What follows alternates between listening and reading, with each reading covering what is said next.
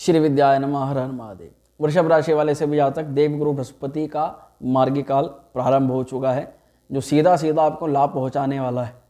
कुछ लाभ है, कुछ चीज़ों में सावधानी है, परंतु बृहस्पति का ये गोचर आपके लिए बहुत महत्वपूर्ण है, क्योंकि अक्टूबर 2024 तक बृहस्पति मार्गी रहेंगे और ये बहुत लंबी अवधि है। जिस प्रकार पिछले साल शनि महाराज ने गोचर लिया था ना, और वो बहुत महत्वपूर्ण था, इसी प्रकार से बृहस्पति का मार्गी होना भी बहुत महत्वपूर्ण है।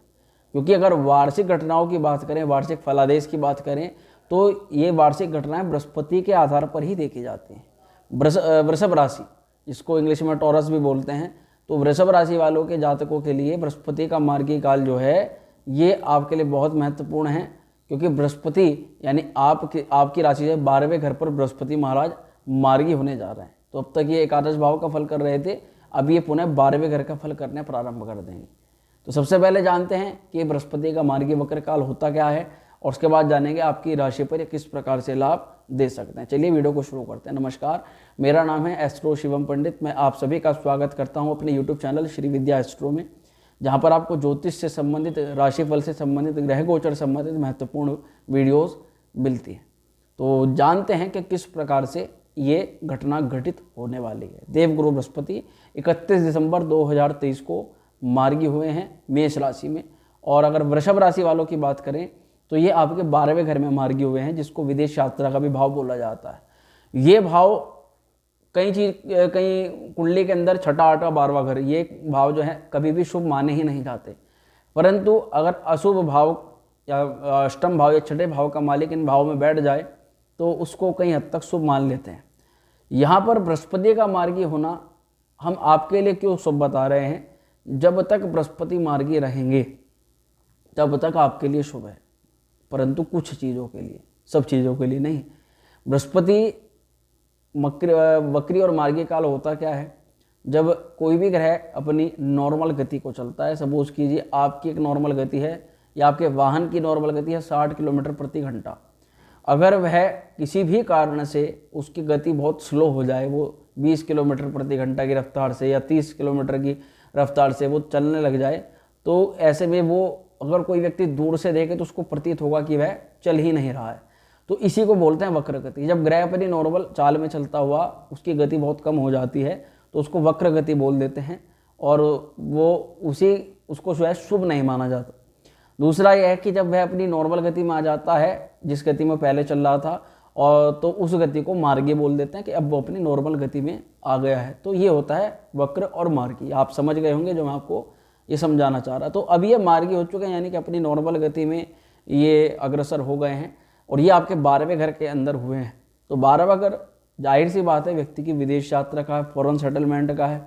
अगर व्यक्ति बाहर जाकर के पढ़ाई करना चाहता है, वृषभ राशि के जातक, और विदेश में जाकर के सेटल होना चाहते हैं, या फिर आपको MNCs कंपनी में जॉब चाहिए, तो उन लोगों के लिए बृहस्पति का ये जो मार्गी काल है बहुत शुभ हो सकता है।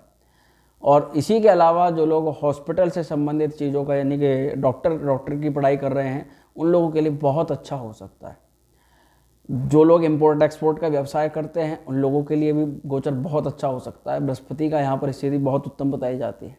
जिन लोगों का भी टूर ट्रैवल्स का काम है उन लोगों के लिए भी ये गोचर बहुत ही अच्छा हो सकता है।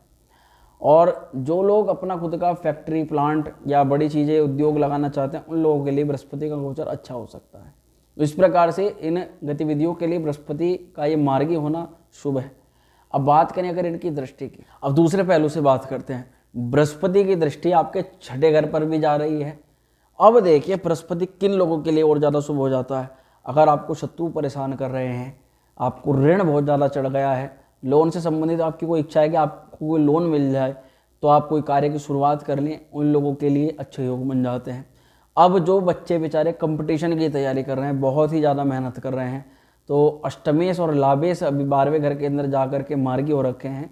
परंतु आप लोगों के लिए, क्योंकि आज 6ठे घर पर बृहस्पति की दृष्टि है, तो निश्चित तौर पर आपको बृहस्पति की दृष्टि में अमृत होता है।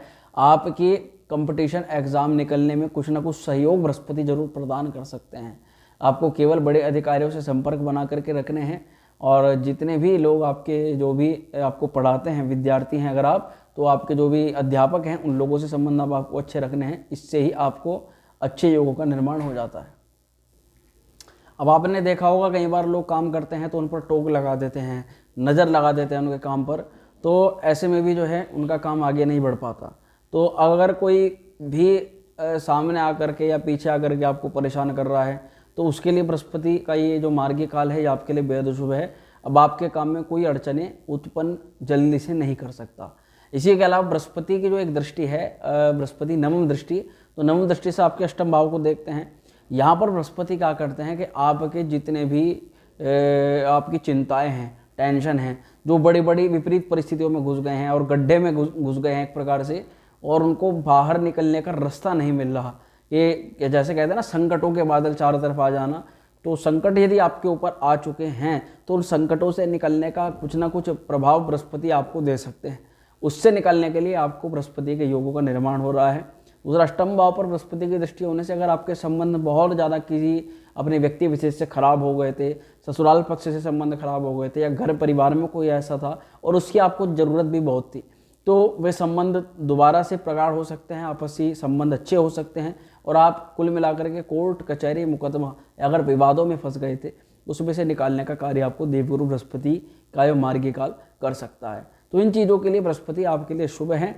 बाकी वृषभ राशि वालों को हमेशा बृहस्पति को मनाना चाहिए, भगवान श्री विष्णु की पूजा करनी चाहिए, विष्णु सहस्त्रनाम का पाठ करना चाहिए, पूर्णिमा पर विशेष रूप से श्री सत्यनारायण भगवान की कथा को श्रवण करना चाहिए और उनमें बहुत भक्ति भाव रखनी चाहिए, केले को जो है जल चढ़ाना चाहिए, और ग्राम ग्रीम ग्रो ओम ग्राम ग्रीम ग्रोम से गुरुवे नमः इस मंत्र का 108 बार प्रति गुरुवार को जाप करना चाहिए, और एक रुद्राक्ष है 5 मुखी रुद्राक्ष, उसको आपको अवश्य धारण करना चाहिए।